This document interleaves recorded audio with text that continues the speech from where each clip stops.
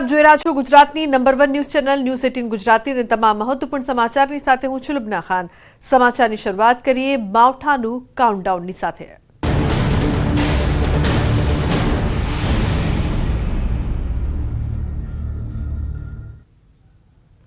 તો ખેડૂતોની ચિંતા વધારતી આગાહી હવામાન વિભાગે માવઠાની આગાહી કરી છે। 2 અને 3 ફેબ્રુઆરીએ પડશે માવઠું। સૌરાષ્ટ્ર અને દક્ષિણ ગુજરાતમાં પડશે વરસાદ। હળવાથી મધ્યમ વરસાદની શક્યતા। અમરેલી ભાવનગરમાં વરસાદની વકી। તો નવસારી દમણમાં પડશે વરસાદ। દાદરાનગર હવેલીમાં માવઠાની શક્યતા। અમરેલી મહીસાગર દાહોદમાં પડશે વરસાદ। તો 2 અને 3 ફેબ્રુઆરીએ માવઠું પડી શકે છે। તમામ ખેડૂતો માટે મહત્વના સમાચાર। સૌરાષ્ટ્ર અને દક્ષિણ ગુજરાતમાં પડશે વરસાદ। તાત પર ઘાતની આગાહી એકવાર ફરી। જગતના તાત માટે ચિંતાના સમાચાર। તો એકવાર ફરી વરસી શકે છે આફત। વરસાદી આફત। નવસારી દમણમાં વરસાદ પડે તેવી સંભાવના છે। તો 2 ફેબ્રુઆરીએ અમરેલી ભાવનગર નવસારી વલસાડ દમણ દાદરાનગર હવેલીમાં વરસાદ પડી શકે છે। તો 3 ફેબ્રુઆરીએ મહીસાગર દાહોદ ભાવનગરમાં માવઠું પડી શકે છે તેવી આગાહી કરવામાં આવી છે।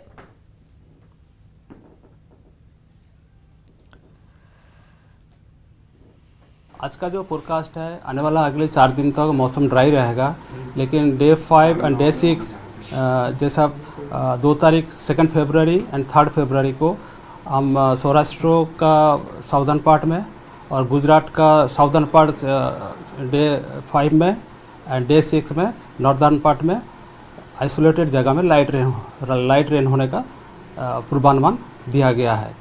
जो डिस्ट्रिक्ट इसमें आ रहा है जो 2 फरवरी अमरेली भावनगर सौराष्ट्र में एंड जो साउदर्न गुजरात रीजन में आ रहा है नवसारी वलसाड दमन एंड दादरा नगर हवेली। और जो 3 फरवरी को है सौराष्ट्र में अमरेली भावनगर डिस्ट्रिक्ट्स और जो गुजरात रीजन में नॉर्दर्न डिस्ट्रिक्ट्स जो है अरावली महीसागर और दाहोद इस डिस्ट्रिक्ट में लाइट रेन का पूर्वानुमान आइसोलेटेड जगह में दिया गया है। तो मावठा अंगे अंबालालनी मोटी आगाही। आवतीकालथी मजबूत वेस्टर्न डिस्टर्बन्स। 2, 3, 4 फेब्रुआरीए मावठું ત્રાટકશે। મોટાભાગના વિસ્તારોમાં માવઠાની શક્યતા રહેશે। સૌરાષ્ટ્ર દક્ષિણ ગુજરાત પર થશે માઠી અસર। ભાવનગર વડોદરા નડિયાદ આણંદ ખંભાત અમદાવાદ ગાંધીનગરમાં માવઠાની આગાહી। પંચમહાલ સાબરકાંઠામાં પણ ખાબકશે માવઠું। આગામી દિવસોમાં હવામાનમાં મોટા ફેરફાર થવા જઈ રહ્યા છે। તારીખ 30-31થી એક વેસ્ટર્ન ડિસ્ટર્બન્સ આવશે મજબૂત। ગુજરાત સૌરાષ્ટ્રમાં વાદળો આવવાની શક્યતા છે અને લગભગ ફેબ્રુઆરીની શરૂઆત સુધીમાં વાદળો રહેશે। પરંતુ તારીખ 2, 3 અને 4 ફેબ્રુઆરીમાં હવામાનમાં જોવા જઈએ તો માવઠું કરા કેટલાક સ્થળે ગાજવીજ થઈ જેટલા ઉત્તરીય પર્વતીય પ્રદેશોમાં ભારે હિમવર્ષા સખ્ત પવનના તોફાનો થવાની શક્યતા છે। દક્ષિણ ગુજરાતના ભાગો ભાવનગરના ભાગો સૌરાષ્ટ્રના ભાગો તેમજ લગભગ વડોદરાના ભાગો નડિયાદના ભાગો અને આણંદના ભાગો ખંભાતના ભાગો। તો સ્થાનિક સ્વરાજની ચૂંટણીને લઈને બીજેપીની કવાયત। ભાજપ પાર્લામેન્ટરી બોર્ડની બેઠક। સીએમ નિવાસસ્થાને બેઠકનું આયોજન। મુખ્યમંત્રી પટેલ સહિત ભાજપના હોદ્દેદારો પણ ઉપસ્થિત। 31 જાન્યુઆરીએ નામ જાહેર થાય તેવી શક્યતા। મહત્વનું છે કે 66 નગરપાલિકા 1 મહાનગરપાલિકા 3 તાલુકા પંચાયત મળીને કુલ 2178 બેઠક પર ચૂંટણી યોજાશે। ભાજપ દ્વારા છેલ્લા 2 દિવસથી સેન્સ પ્રક્રિયા ચાલી રહી છે। તો ભાજપ પાર્લામેન્ટરી બોર્ડની બેઠક છે તેને લઈને મહત્વપૂર્ણ સમાચાર। સીએમ નિવાસસ્થાને બેઠકનું આયોજન કરવામાં આવ્યું છે। ઉલ્લેખનીય છે કે મુખ્યમંત્રી પટેલ સહિત ભાજપના તમામ હોદ્દેદારો આ મહત્વપૂર્ણ બેઠકમાં હાજર, જેમાં સ્થાનિક સ્વરાજની ચૂંટણીને લઈને બીજેપીની કવાયત। સંજય ટાંક જોડાયા છે ફોન લાઈન પર વધુ માહિતી માટે। સંજય, શું અપડેટ આ મામલે? બિલકુલ લુબના સ્થાનિક સ્વરાજની ચૂંટણીને લઈને ભાજપે કવાયત શરૂ કરી દીધી છે અને ભાજપની પાર્લામેન્ટરી બોર્ડની બેઠક મળી છે। સીએમ નિવાસ સ્થાને આજે આ બેઠક મળી છે અને ભાજપના પ્રદેશ અધ્યક્ષ સી.આર. પાટીલ ઉપરાંત મુખ્યમંત્રી સંગઠનના મહામંત્રી સહિત પાર્લામેન્ટરી બોર્ડના સભ્યો પણ આ બેઠકમાં ઉપસ્થિત છે। 31 જાન્યુઆરીએ નામ જાહેર થાય તે પ્રકારની શક્યતા છે। જે પ્રકારના ઉમેદવારો છે ને 66 નગરપાલિકા 1 મહાનગરપાલિકા 3 તાલુકા પંચાયતના કુલ 2178 બેઠક પણ જે જવાની છે અને તેના ઉમેદવારોના નામની જે છે જાહેરાત થવાની છે ને તે પહેલા ભાજપે એ ઉમેદવારોના નામ પર કવાયત શરૂ કરી છે અને ભાજપ પાર્લામેન્ટરી બોર્ડની બેઠકમાં આ ઉમેદવારોના નામની ચર્ચા થાય તેવી શક્યતાઓ અત્યારે જોવાઈ રહી છે અને ભાજપ દ્વારા છેલ્લા 2 દિવસથી આ ઉમેદવારોના નામને લઈને સેલ્સની પ્રક્રિયા પણ ચાલી રહી હતી અને આખરે આ પાર્લામેન્ટરી બોર્ડની બેઠક મળી છે જેમાં ઉમેદવારોના નામ પર ચર્ચા થવાની છે. જી બિલકુલ સંજય, આભાર આ સમગ્ર માહિતી બદલ. તો ઉમેદવારોના નામ પર ચર્ચા. આણંદના ઉમરેઠ તાલુકાની ઓડ નગરપાલિકાની ચૂંટણી આગામી 16 ફેબ્રુઆરીએ યોજાશે. 28,000ની વસ્તી ધરાવતી ઓડ પાલિકા ચૂંટણીના મતદાનમાં 18,000 મતદારો છે. ઓડ નગરપાલિકામાં 6 વોર્ડ અને 24 બેઠકો છે. છેલ્લા અઢી વર્ષથી ઓડ પાલિકામાં ભાજપનું શાસન હતું અને છેલ્લા 2 વર્ષથી વહીવટદાર અને ચીફ ઓફિસરનું શાસન છે. ઓડ પાલિકા વિસ્તારમાં મહત્વના પ્રશ્નો ગંદકી અને રસ્તે રખડતા પશુઓના ત્રાસનો છે. ઓડની લગોલગ પસાર થતો વરસાદી પાણીનો કાસની ગંદકી અસહ્ય છે. સ્થાનિકોની અનેક રજૂઆતો છતાં કોઈ સાંભળતું નથી તેવો સ્થાનિકોનો આક્ષેપ છે.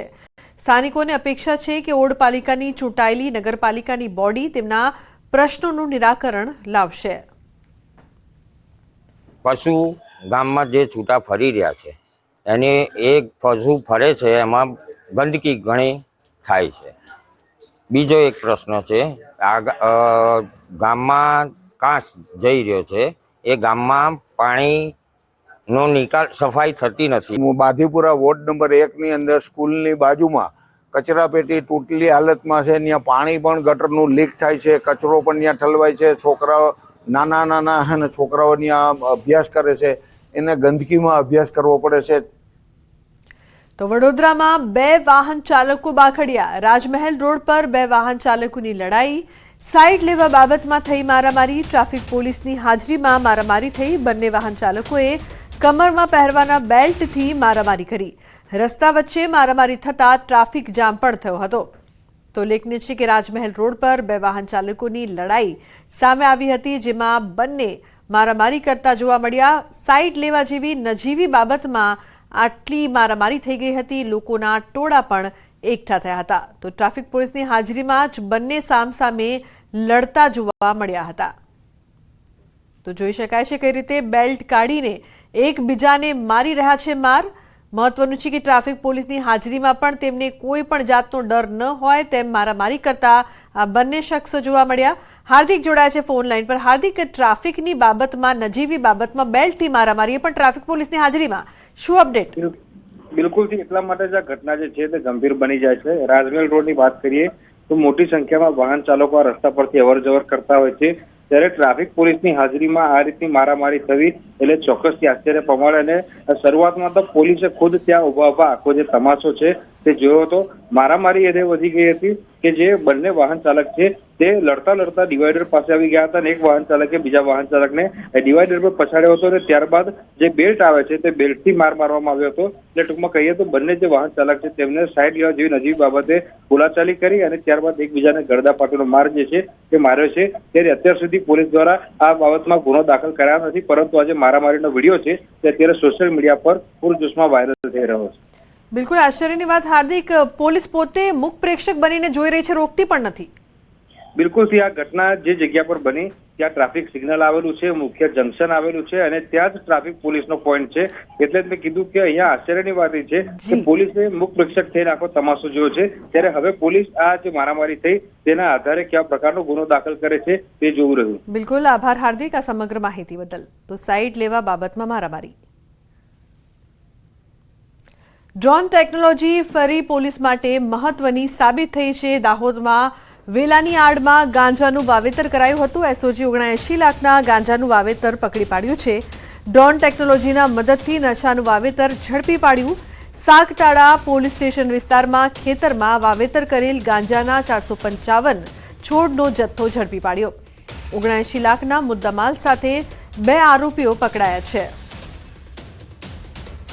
કે આ નાડાતોડા ગામ જે છે ત્યાં જે રોડ પસાર થાય છે ત્યાંથી બાતમીદારને કોઈ તીવ્ર પ્રકારની વાસ આવવાનું એણે જણાવ્યું કે અહીંયા કોઈ આવું વાવેતર હોઈ શકે.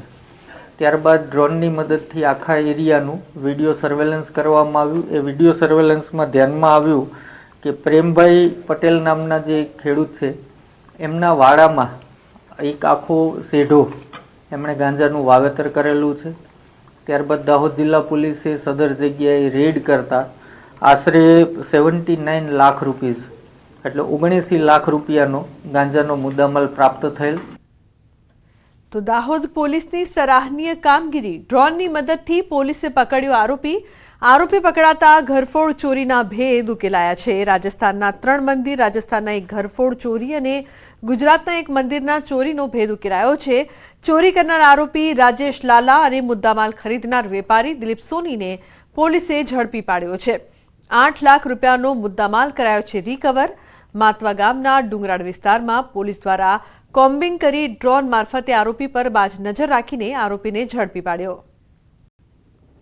તો ડ્રોનની મદદથી પોલીસે પકડ્યો આરોપી. ડ્રોનથી ગુનેગારો છે તે પણ પકડાઈ રહ્યા છે. દાહોદના 2 દ્રશ્યો સામે આવી રહ્યા છે. તસ્કરો હવે સાવધાન રહેજો. એક તરફ ડ્રોનથી ગાંજાનું વાવેતર છે તે ઝડપાયું છે, તો બીજી તરફ ડ્રોનથી આરોપી છે તેને પણ પકડવામાં પોલીસને સફળતા મળી છે. એટલે કે હવે જે પણ કહી શકાય કે ક્રાઇમની ઘટનાઓ છે તેમાં ડ્રોન કેમેરાની બાજ નજર છે તેનાથી આરોપીઓને સાવધાન રહેવું પડશે. તસ્કરો પણ સાવધાન રહેજો. આખરે અંબાજીમાં આશિયાના પર બુલડોઝર ફરશે. તંત્રએ 1 કલાકમાં જગ્યા ખાલી કરવા આદેશ કર્યો. 1 કલાક બાદ ઘર પર ફરશે બુલડોઝર. લોકોએ અશ્રુભીની આંખે ઘર ખાલી કરવાનું શરૂ કર્યું. 89 ઘર પર ચાલશે બુલડોઝર, જેની તંત્રએ કરી છે તૈયારી. તો મોરબીમાં દબાણો તોડવાની કામગીરી યથાવત છે. મનપાએ ઓટલા, છાપરા સહિતના દબાણો તોડ્યા છે. મહારાણા પ્રતાપ સર્કલથી ત્રાજપર ચોકડીમાં તવાઈ. દર અઠવાડિયે મોરબીમાં ડિમોલિશન કરાશે. તંત્રની આકરી કાર્યવાહીથી દબાણકારોમાં ફફડાટ ફેલાયો છે. ત્રાજપર રોડ પર મહારાણા સર્કલથી લઈને ત્રાજપર સર્કલ સુધી 900 મીટરનું સ્ટ્રેચ છે, એમાં કાર્યવાહી ચાલુ કરવામાં આવી છે. અને મોરબી મહાનગરપાલિકાનું જે 1 વીક 1 રોડ કાર્યક્રમ છે એના અંતર્ગત શરૂઆત સનાડા રોડથી કરવામાં આવી હતી. ગયા વીક આ કાર્યવાહી વાવડી રોડ ઉપર કરી હતી અને આજે ત્રાજપર રોડમાં કાર્યવાહી ચાલુ છે. તો ગેરકાયદેસર દબાણો છે તે ધ્વસ્ત કરવામાં આવી રહ્યા છે. દબાણ માફિયાઓ સુધરી જજો, નહીંતર ખેર નથી. કારણ કે મનપા તંત્રની દબાણ હટાવવાની કામગીરી યથાવત છે અને હજુ પણ એક્શન મોડમાં દર અઠવાડિયે રોડ પરના જેટલા પણ ગેરકાયદેસર દબાણો છે તે તોડવામાં આવશે. મોરબીના દ્રશ્યો અત્યારે આપ ટીવી સ્ક્રીન પર જોઈ રહ્યા છો, જેમાં ગેરકાયદેસર દબાણો છે તે ધ્વસ્ત કરવામાં આવ્યા. 4 દ્રશ્યો અત્યારે આપ જોઈ રહ્યા છો. મોરબીમાં પણ જે પ્રકારથી દબાણને લઈને કાર્યવાહી કરવામાં આવી રહી છે, અહીં 4 દ્રશ્યોમાં મનપા દ્વારા કાર્યવાહી, તંત્ર દ્વારા કાર્યવાહી કરવામાં આવી રહી છે, જેમાં ગેરકાયદેસર દબાણો છે તે હટાવવામાં આવી રહ્યા છે. તો મોરબીના આ 4 દ્રશ્યો, જેમાં તંત્ર દ્વારા કાર્યવાહી, દબાણ માફિયાઓને સુધરવાની જરૂર. તો રાજ્યભરમાં કામગીરી ચાલી રહી છે. મોરબીના પણ દ્રશ્યો, અંબાજીના પણ દ્રશ્યો, અન્ય શહેરોના પણ દ્રશ્યો સામે આવી રહ્યા છે. ગુજરાતભરમાં જે પણ ગેરકાયદેસર દબાણો છે તે તોડવામાં આવી રહ્યા છે. અત્યારે આપ 4 શહેરથી અલગ અલગ દ્રશ્યો છે તે જોઈ રહ્યા છો. તો મોરબીની સાથે અંબાજીમાં પણ કાર્યવાહી થઈ રહી છે. રાજ્યના અનેક શહેરોમાં દબાણ હટાવવાની કામગીરી યથાવત. મનપા તંત્રની દબાણ હટાવવાની કામગીરી હજુ પણ આગળ વધશે. તો દર અઠવાડિયે રોડ પરના દબાણો દૂર કરાશે. તો ગેરકાયદેસર દબાણો જો કરવામાં આવ્યા છે તો તેને લઈને હવે તંત્ર છે તેની લાલ આંખ રહેશે. અલગ અલગ કાર્યવાહીના અલગ અલગ દ્રશ્યો અલગ અલગ શહેરથી સામે આવી રહ્યા છે. મનપા દ્વારા દબાણો પર બુલડોઝર. અંબાજીના દ્રશ્યો પહેલી તરફ આપ જોઈ રહ્યા છો, બીજા તરફ મોરબીના દ્રશ્યો સામે આવ્યા છે, જ્યાં દબાણો હટાવાયા છે, દબાણો પર બુલડોઝર ફર્યું છે. તો કોડીનાર અને ભરૂચમાં પણ કાર્યવાહી કરવામાં આવી રહી છે.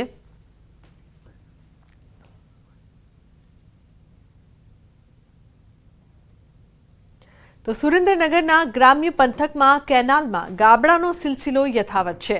ધ્રાંગધ્રાના વિરેન્દ્રગઢ ગામની સીમમાં માઇનોર કેનાલમાં ઠેર ઠેર લીકેજ થતાં ખેડૂતોના તૈયાર પાકમાં પાણી ફરી વળ્યા છે. માળિયા બ્રાન્ચની માઇનોર કેનાલ અનેક જગ્યાએ તૂટતા ખેડૂતોને ભારે નુકસાન થયું.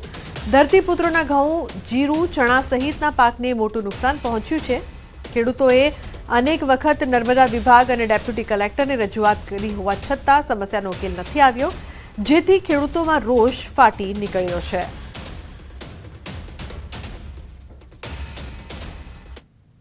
તો મહેસાણાની હોમિયોપેથી કોલેજમાં વિદ્યાર્થીનીએ આપઘાત કર્યો. કોલેજની હોસ્ટેલમાં જ વિદ્યાર્થીનીએ આત્મહત્યા કરી લીધી. મહેસાણાના બાસણા નજીક મર્ચન્ટ કોલેજની હોસ્ટેલમાં આપઘાત કર્યો છે. ગર્લ્સ હોસ્ટેલમાં 19 વર્ષીય વિદ્યાર્થીનીએ ગળે ફાંસો ખાઈને આપઘાત કર્યો હતો. આપઘાતને પગલે પોલીસે તપાસ હાથ ધરી છે.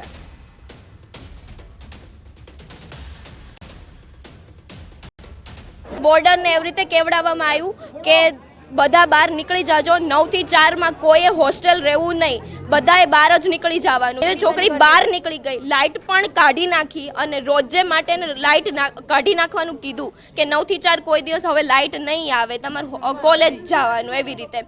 અને પછી એ છોકરી ગાર્ડનમાં વહી ગઈ અને ત્યાંથી પછી એને 11 વાગ્યા આજુબાજુ એને આ બધું કર્યું છે. કોઈ છોકરીને અડતું નથી. અમે અમારે આ રીતે મારા હાર્ટબીટ જોયા અને મેં એને કીધું કે હાર્ટબીટ નથી, તો એ એમ્બ્યુલન્સને ફોન કરે છે ને, એ પણ કેર વગરની એમ્બ્યુલન્સ, જે કેમ્પસની એમ્બ્યુલન્સ છે, કોઈ એમ્બ્યુલન્સની ને 5 કિલોમીટર દૂર જાય છે કે અને કોલેજવાળાને અમે જાણ કરી તો કોલેજવાળા કોઈ આગળ આવી ના શક્યા. આના માટે અમે કોલેજ અને આદર્શ હોસ્ટેલ બંને માટે લડવા માટે તૈયાર છીએ અને અમે બધા લડશું આ કેસ માટે. તો વિદ્યાર્થીનીના મોતને લઈને પરિવારજનોમાં રોષ ફેલાયો છે. જવાબદાર સામે કડક કાર્યવાહીની માંગ કરી છે. વિદ્યાર્થીનીના પરિવારજનો સિવિલમાં એકઠા થયા છે અને જ્યાં સુધી ન્યાય નહીં મળે ત્યાં સુધી મૃતદેહ સ્વીકારવાનો વિદ્યાર્થીનીના પિતાએ ઇનકાર કર્યો છે. એમના જે પ્રોફેસર હતા એ લગભગ સ્ટુડન્ટને હેરાન કરે છે, એટલે કે ટોર્ચર કરેલું છે. એ ટોર્ચરના કારણે બનાવ બનેલો હોય. લાશ હતી એ લોકોએ કોઈને પણ બોલાયા વગર, કોઈને પણ કીધા વગર એમના ઉતાર લીધી છે કે દોષિતની સામે એફઆઈઆર દાખલ કરવામાં આવે અને તાત્કાલિક ધરપકડ કરવામાં આવે. નહીં કરવામાં આવે તો અમે બોડી નહીં સ્વીકારીએ. મહેસાણા વિસનગર વચ્ચે આવેલી મર્ચન્ટ કોલેજમાં આજરોજ એક વિદ્યાર્થીની દ્વારા આત્મહત્યા કરવાની ઘટના બની છે.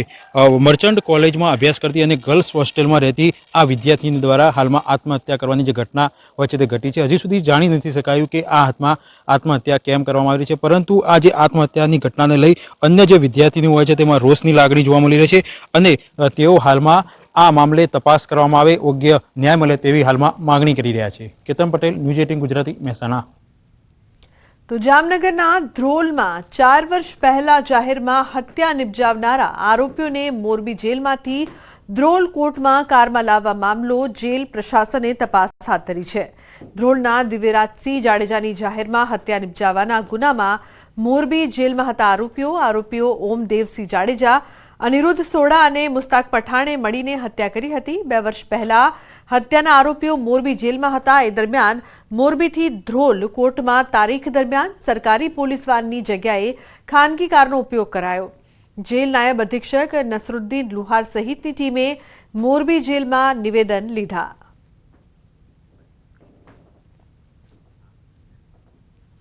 અને મહત્વપૂર્ણ સમાચારની વાત કરીએ તો અંબાજીમાં દબાણ હટાવવાની કામગીરી સર્વે નંબર 8માં દબાણ હટાવવાનું શરૂ કરવામાં આવ્યું છે. પોલીસ ફોર્સની હાજરીમાં કામગીરી કરવામાં આવી રહી છે. જિલ્લા પોલીસ વડા, એસડીએમ સહિતના અધિકારીઓ સ્થળ પર પહોંચ્યા છે. 89 જેટલા કાચા પાકા દબાણ કરાશે દૂર. અંબાજીના ગબ્બર માટે શક્તિ કોરિડોર માટે આ કામગીરી હાથ ધરાઈ છે. તો 89 જેટલા કાચા પાકા મકાન છે, જે દબાણો છે તે પણ દૂર કરવામાં આવી રહ્યા છે. સર્વે નંબર 8માં દબાણ હટાવવાનું શરૂ કરવામાં આવ્યું છે. મહત્વનું છે કે પોલીસ ફોર્સની હાજરીમાં આ કામગીરી કરવામાં આવી રહી છે. આ દબાણ છે તે હટાવવામાં આવી રહ્યા છે. સર્વે નંબર 8માં દબાણ હટાવવાનું કામ છે તે કરવામાં આવી રહ્યું છે. તો અંબાજીથી દ્રશ્યો, મોટી સંખ્યામાં પોલીસ બળ પણ તૈનાત છે. સાથે જ દબાણ હટાવવાની કામગીરી પણ કરવામાં આવી રહી છે. મહેન્દ્ર અગ્રવાલ જોડાયા છે ફોન લાઈન પર વધુ માહિતી આપવા માટે. મહેન્દ્ર, પોલીસ ફોર્સની હાજરીમાં જે કામગીરી થઈ રહી છે, શું અપડેટ? जी बिल्कुल લુબના આપને બતાવી દઉં કે જે રીતે અંબાજી ખાતે જે અંબાજીથી ગબર શક્તિ કોરિડોર બનવાની જે કામગીરી શરૂ થવાની છે એ કામગીરીનો દોર એમ કહી શકાય છે કે આજથી શરૂ થઈ ગયો છે અને જે રસ્તામાં જે દબાણો જે છે લગભગ 89 જેટલા દબાણો છે કાચા પાકા મકાનો એ દૂર કરવાની કામગીરી માટે છેલ્લા 2 મહિનાથી આ લોકોને જે નોટિસ આપવામાં આવી હતી અત્યારે ખસેડી જવા માટે માલસામાન ખસેડી લેવા નોટિસ આપી હતી, પણ આ લોકો છતાં પણ ખસ્યા નહોતા. પણ આજે વહીવટી તંત્ર દ્વારા જિલ્લા પોલીસ વડા એસડીએમ સહિતના અન્ય મોટા ભાગના અધિકારીઓ જે છે મોટો પોલીસના કાફલા સાથે આ ઘટના સ્થળે પહોંચી અને હાલ તબક્કે દબાણ દૂર કરવાની કામગીરી શરૂ કરવામાં આવી છે. અનેક સ્થળ સાધનો છે પણ ઘટના સ્થળે પહોંચ્યા છે અને થોડીક ક્ષણોમાં કહી શકાય છે અડધા 1 કલાકમાં આ દબાણ દૂર કરવાની એટલે કે જેસીબી ચલાવવાની સંપૂર્ણ સજ્જ થઈ ગયા તૈયારી અને ચાલુ થઈ જશે. લુબના. બિલકુલ મહેન્દ્ર, આભાર સમગ્ર માહિતી બદલ. આણંદ શહેરમાંથી વધુ એક વખત પશુના અંગો મળી આવતા ચકચાર મચી છે. શહેરના નાની ખોડિયાર માર્ગ પરથી પશુના અંગો મળી આવ્યા જે બાદ ઉહાપોહ મચી ગયો છે. પ્રાથમિક દ્રષ્ટિએ ગૌવંશના અંગો હોવાનું અનુમાન છે. ઘટનાની જાણ પોલીસને થતાં પોલીસ ઘટના સ્થળે દોડી આવી તપાસનો ધમધમાટ તેજ કર્યો. પશુપ્રેમીઓ અને હિન્દુ સંગઠનોમાં ભારે રોષ જોવા મળ્યો છે. 2 વર્ષ અગાઉ પણ આણંદ શહેરના વિવિધ વિસ્તારોમાંથી ગૌવંશના કપાયેલા અંગો મળી આવ્યા હતા. હજુ સુધી આરોપીઓ ઝડપાયા નથી. હવે વધુ એક વખત ફરી એકવાર આવી જ ઘટના બની છે જે બાદ રોષની લાગણી પ્રવર્તી છે. તો આણંદમાં પશુપ્રેમી અને હિન્દુ સંગઠનો એકઠા. અન્ય સમાચારની વાત કરીએ તો બનાસકાંઠાના વડગામમાં પશુઓ મૃત હાલતમાં મળી આવ્યા. પિરોજપુરા નજીક સીમમાં 14 જેટલા અબોલ પશુ મૃત હાલતમાં મળી આવ્યા છે. પશુઓના શંકાસ્પદ મોતને લઈને લોકોના ટોળા એકઠા થયા છે. સ્થાનિકોએ છાપી પોલીસને જાણ કરતા પોલીસ ઘટના સ્થળે પહોંચી છે. પશુઓના કેવી રીતે મોત થયા તેને લઈને પોલીસે તપાસ પણ હાથ ધરી છે. અમદાવાદમાં યોજાયેલા ફ્લાવર શોને અભૂતપૂર્વ પ્રતિસાદ મળ્યો છે. હવે ફ્લાવર શો પૂર્ણ થઈ ગયો હોવા છતાં પણ લોકો લાઈનો લગાડી રહ્યા છે અને આ લાઈન છે ફ્લાવર લેવા માટે. અમદાવાદ મ્યુનિસિપલ કોર્પોરેશને ફ્લાવર શો બાદ એએમસીએ ફ્લાવર વેચવા કાઢ્યા છે. 10 થી લઈને 100 રૂપિયા સુધીમાં વેચાણ કરવામાં આવી રહ્યું છે. ફ્લાવર લેવા માટે એએમસીની નર્સરીઓમાં લોકોની લાઈન લાગી હતી. કઈ રીતની વ્યવસ્થા કરવામાં આવી રહી છે? ફ્લાવર શો તો એક સક્સેસફુલ રહ્યો, ઇન્ટરનેશનલ ફ્લાવર શો રહ્યો અને એક ગિનિસ બુક રેકોર્ડ પણ મળ્યો, પરંતુ હવે જે કહી શકાય કે લોકોને કઈનો ઘસારો જો શું શું વ્યવસ્થા પાલિકાએ કરી છે? ફ્લાવર શો પત્યો પછી ફ્લાવર શોના જે ફ્લાવર પ્લાન્ટ હતા એ આપણા કોર્પોરેશનના લગભગ 300 જેવા ગાર્ડનોમાં ફ્લાવર પ્લાન્ટ લગાવ્યા. પછી અત્યારે સેલ માટે બી આમ તો કોર્પોરેશનની 5 નર્સરીમાં રાખવામાં આવેલું છે, જેમાં જે પબ્લિકનો ઘસારો જુઓ છો અત્યાર સુધીનું લગભગ 3 લાખથી વધારે સેલિંગ થઈ ગયું છે. ઓકે, એટલે કહી શકાય કે જે flower show international flower show બની ગયો, ગિનિસ બુકમાં તેને સ્થાન પણ મળ્યું મુખ્ય બુકેમાં. તો લોકો જે લેવા આવે છે કઈ રીતે અપીલ કરશું કયા કયા નર્સરીમાં આ પ્રકારના ફ્લાવરો મળશે, કયા કયા પ્રકારના ફ્લાવરો મળશે, કઈ રીતે એની એમાઉન્ટ હશે અને કઈ રીતે ઘસારો લોકોનો છે જ આવી રહ્યો છે કે જે આને એક માણવા માટે લેવા માટે? અત્યારે સિઝનલ પ્રકારના ફ્લાવર મળે છે, એમાં 10 રૂપિયાથી કિંમત રાખી છે. એક બેગની 10 રૂપિયા કિંમત, જેમ પોટ થાય તો એની 20 રૂપિયા, કોઈ મોટું પોટ હોય તો તેની 150 રૂપિયા, એ પ્રમાણે અમે કિંમત રાખી છે. અને આ પબ્લિકનો ઘસારો જો એવું લાગે છે કે લગભગ સારું એવું આયોજન કરવામાં આવ્યું છે.